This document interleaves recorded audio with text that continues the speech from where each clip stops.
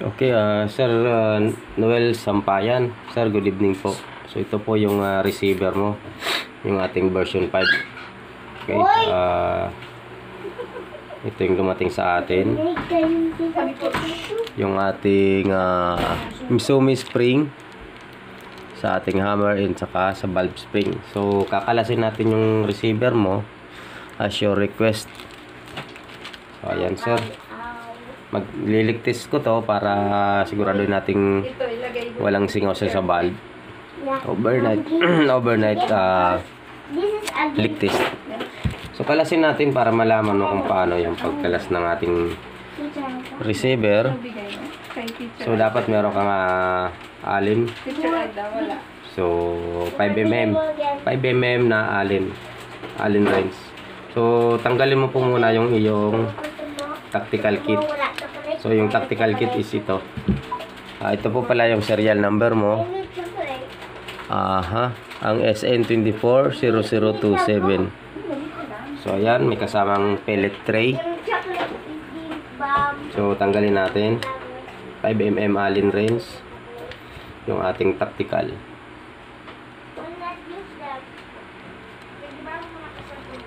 Dalawa lang po siya, Sir Noel. So dito naman yung ating grip mo ilalagay. Picture.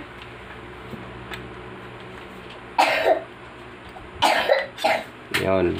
Ganyan lang, Sir Noel.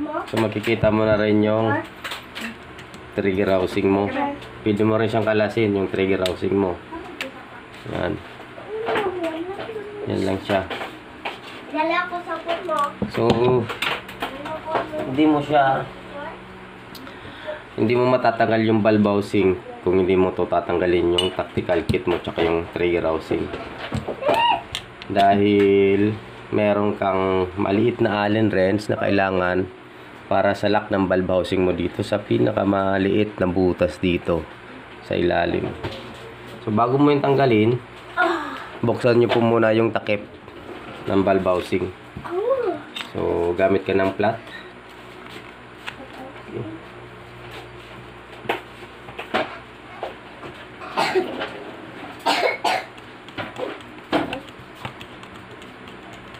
Yan, naka-o-ring po siya. So magpapadala ko sa iyo ng extra o-ring sa ating team bolt tsaka sa valve housing mo. Ayan, pag nabuksan mo na siya, mayroon ka makikita dyan po sa loob. Ayan, yun yung adjuster natin or yung pang lock din sa valve housing. So pwede mo siyang buksan. Ikutin mo lang siya. Yun.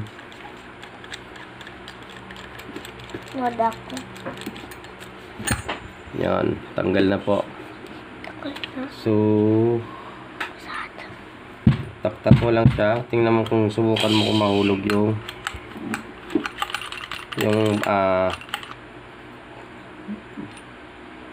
firing pin. So nasa loob. Kung ayaw matanggal, pwede mo rin po siyang tanggalin nito ating ito. So kuha ka lang ng allen wrench.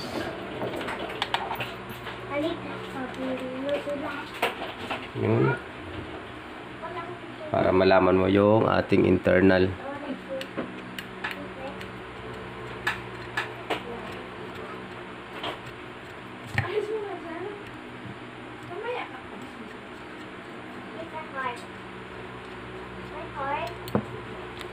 Okay.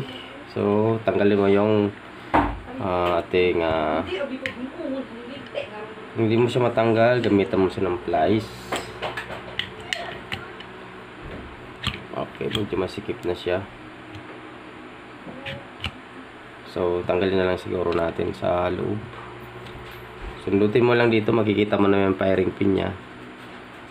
Yun, may o-ring po kasi yung ating firing pin.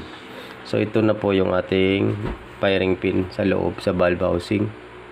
Yan yung design niya. May o-ring na po siya. Okay. So, yan yung pellet pusher.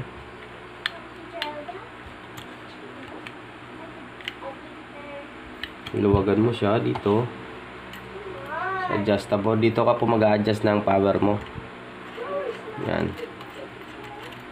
Tanggalin mo lang ito. Yan.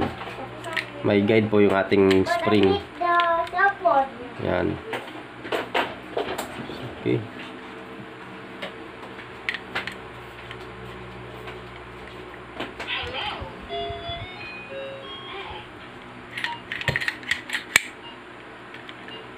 So, kung tatanggalin mo naman po yung timbol, tanggalin mo muna yung pilot pusher, ay pilot holder. Yung isang timbol sa guide ng ating pilot pusher, kunin mo rin po siya.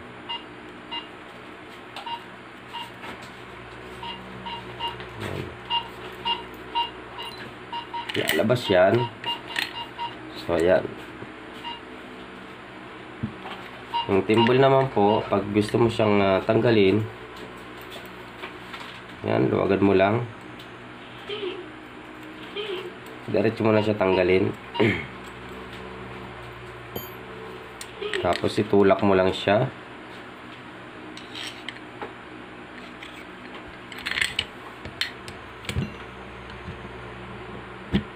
Dandaan lang po.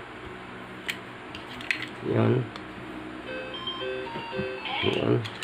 So, kunin mo po yung o-ring niya dito kung kaya mong makuha, madukot.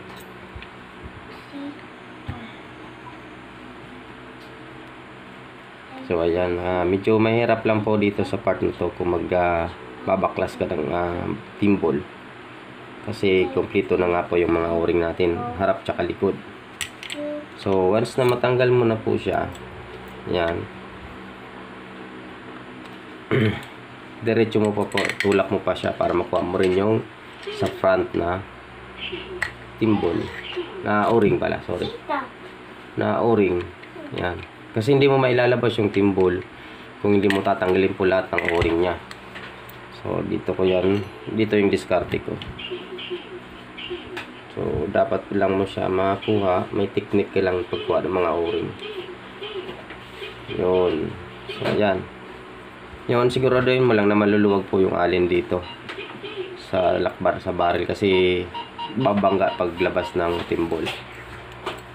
Dito muna siya papadaanin. Yan, ilabas natin.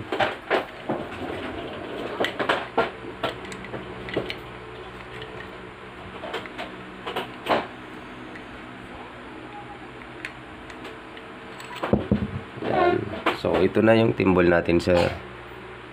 Ayan.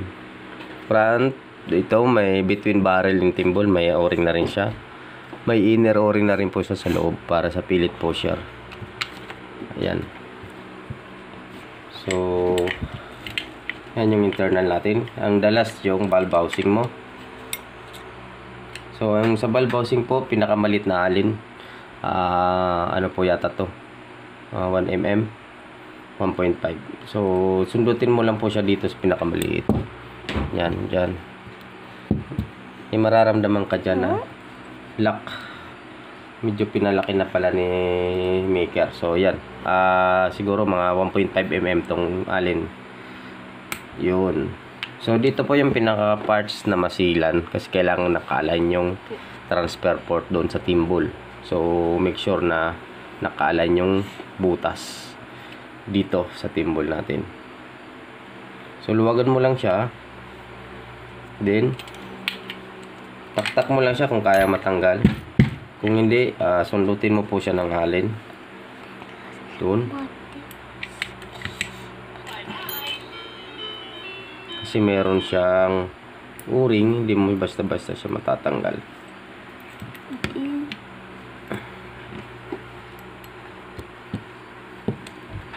Yan, so medyo matigas. Kuha tayo ng plies para matanggal yung ating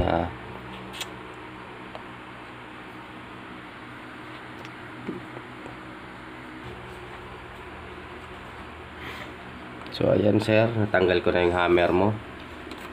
Yan. So bubuga natin to ng ng compressor. So sundutin mo lang yung valve.